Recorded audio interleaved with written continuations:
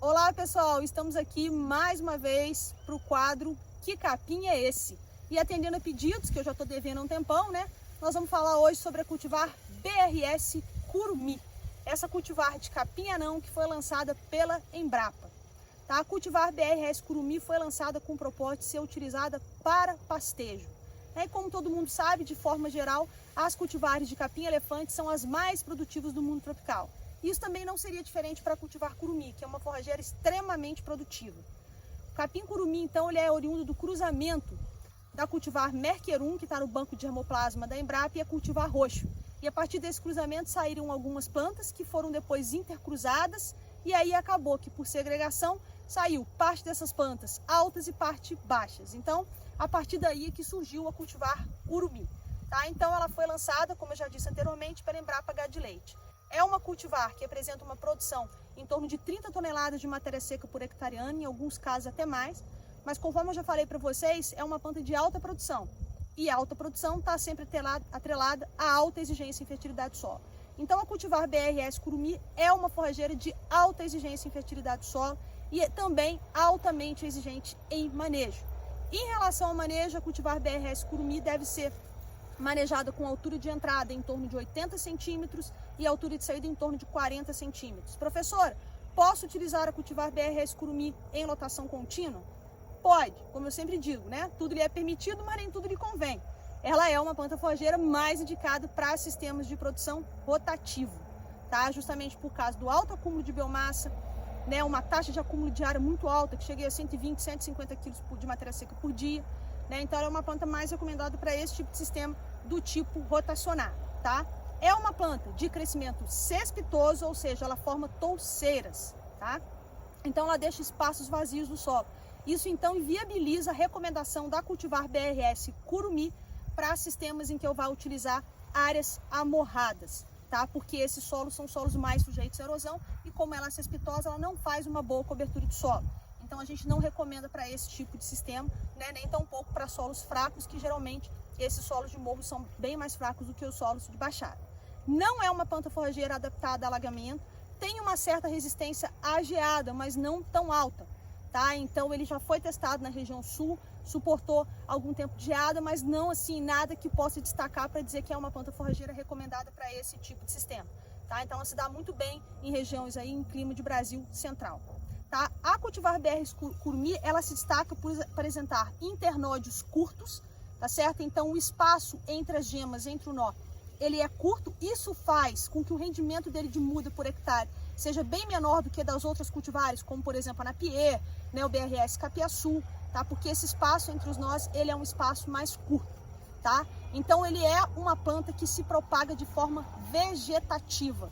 Tá? Então, o capim-curumí não se propaga por semente, não existe semente de curumim, ele vai se propagar por forma vegetativa, tá? Então, você vai pegar uma parte desse com, tá, do talo da planta e colocar nos sulcos. Esses sulcos devem ter aproximadamente 20 centímetros de profundidade, devem estar espaçados de 50 a 80 centímetros, tá? Então, quanto mais perto você fizer o sulco, maior vai ser a sua necessidade de muda, mas mais rapidamente também o seu pasto vai fechar. Tá? E aí você vai ter menos espaços vazios para competição com invasoras.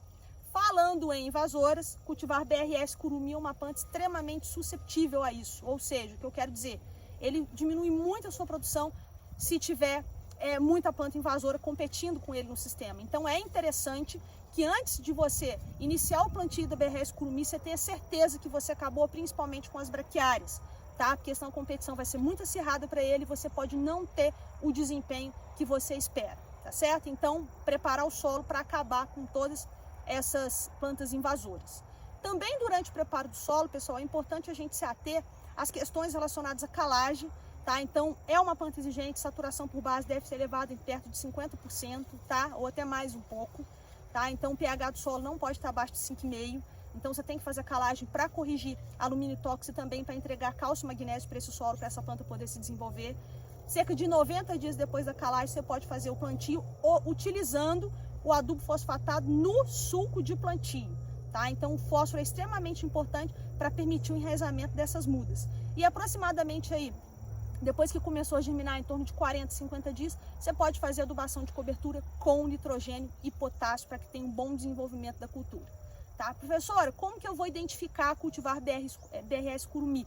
Como que eu vou saber se eu estou lidando com curumi, não estou, né, lidando com mombaça, por exemplo, tá? Então é difícil a gente confundir um pânico com um penicetum, né? O mombaça é um pânico, um penicetum é a cultivar curumi. Mas às vezes tem gente que confunde. Então o quadro Que Capim é Esse é justamente para a gente desanuviar isso aí e clarear para vocês a ideia de como fazer essa identificação, tá? Então a cultivar BRS curumi ela é classificada por apresentar esses pelos bem destacados, tá bom, pessoal? Você consegue encontrar esses pelos bem longos, tá? E eles não são pelos tão duros quanto é o do mombaça. Você encontra perto dos nós, na bainha do capim mombaça, a gente encontra essa pilosidade. Mas na hora que você toca nesse pelo do capim mombaça, ele fica no dedo da gente, tá? Aqui no BRS curumi, esses pelos são mais longos, então eles não são tão espetudinhos como seria do capim mombaça. Então você encontra uma concentração aqui desses tricomas, esses pelos longos, tanto na bainha foliar, que ele é um pouquinho menor, quanto na lâmina foliar, tá? Então eu não sei se vocês conseguem ver essa pilosidade aí, tá? Mas tem essa pilosidade bastante destacada aqui, esses pelos compridinhos, clarinhos, que vão aparecer então na cultivar BRS curumi. Uma outra característica bastante interessante dessa planta é esse espaçamento que ela tem entre os nós, tá? Os nós são mais curtos, então muito diferente, por exemplo, da BRS capiaçu, que vão ter um intervalo entre os nós muito grande. Aqui o intervalo é um pouco mais curto, tá? Então você vai ver as folhas muito juntas. Ele é uma planta que tem uma excelente relação folha-como. O que eu quero dizer com isso? Ele tem muito mais folha do que como, principalmente quando ele estiver bem manejado. Tá? Então a identificação da cultivar BRS curumi é feita pelo espaço entre os nós no colmo e por essa pilosidade que eu apontei para vocês. Tá? E a cultivar BRS curumi apresenta algumas desvantagens que a gente não pode deixar de falar para vocês. É uma planta que tem susceptibilidade à cigarrinha das pastagens, então evitar, né, fazer o plantio da cultivar curumi aonde você tem cigarrinha de pastagens, e é uma planta também que apresentou alguma certa susceptibilidade a fungos. Tá? Então é um ambiente muito úmido, né, muito quente, ela vai desenvolver esses fungos. A gente tem até aqui umas folhas que chegam a estar marcadas, tá? Mas nada assim que vá comprometer, né, inviabilizar a utilização do seu pasto, mas que acaba diminuindo um pouco a produtividade. Então, pessoal, é isso. Esse é o nosso quadro Que Capim é Esse? E aguardem a gente falar então da próxima forrageira. Obrigada!